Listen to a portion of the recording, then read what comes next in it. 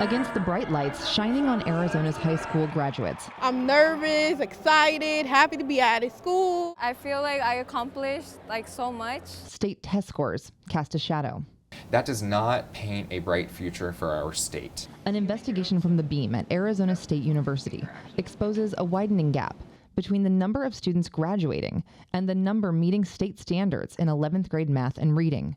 A gap that's even wider for low-income students, who make up half of all students in Arizona's public school system. So if you're one of those Arizona students who is not yet meeting the proficiency benchmarks in reading or language arts, that's a very serious problem for you, and it's not your fault. You're a student. Education researcher Peter Boyle says the gap is a problem for Arizona's leaders to solve, not students.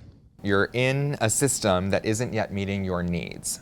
At La Jolla Community High School in Tolleson, 88% of students graduated in 2025. That's even as public records the Beam examined reveal that 3 in 4 students failed to meet state standards in 11th grade math and reading.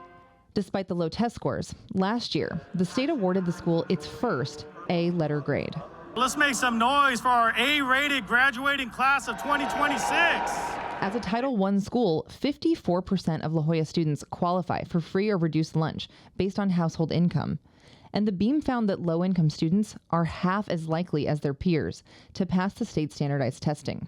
Many of the students who come to us are already below grade level before they get to us. Tolleson Union High School District Superintendent Jeremy Kaya says the school deserves its A rating. We've made significant improvement on the letter grade system because we've addressed issues like making sure that when students come to us in 9th grade, they are experiencing significant growth before they leave us. Growth is one of the factors the state uses to determine a school's letter grade.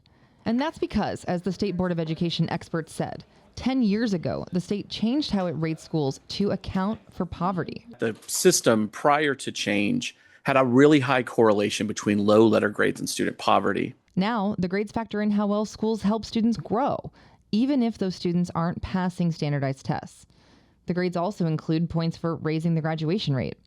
And a decade later, criticism of the system is mounting. And this letter grade means nothing to me. An Auditor General report released in June slammed the school report card system for potentially inflating schools' letter grades and giving A's or B's to schools with very low student proficiency. We feel pressure to have high grad rates and high proficiency rates. Derek Bosch is the Associate Superintendent of Schools in the Yuma Union High School District, where the Beam found the widest graduation gap among large districts in the state. At one high school, Gila Ridge, 91% of students graduated, but only 34% passed state standardized testing in 11th grade English language arts, and just 19% passed math.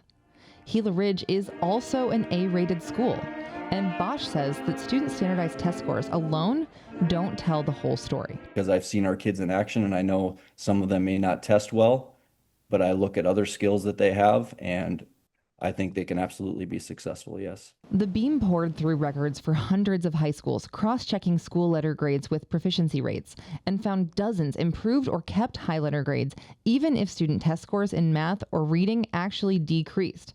But the solution is not simple. Conservative leaders want to change the state's school letter grade system and tie letter grades closer to student proficiency.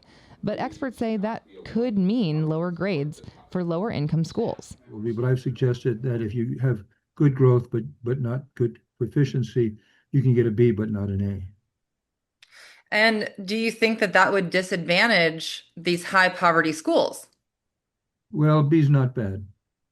But Democrat state lawmaker Nancy Gutierrez warns lower letter grades could lead to lower enrollment, and lower enrollment means less funding. It's a vicious cycle. And I think the letter grade system is used to try and tell parents that students aren't being educated. Students are being educated in our Arizona public schools.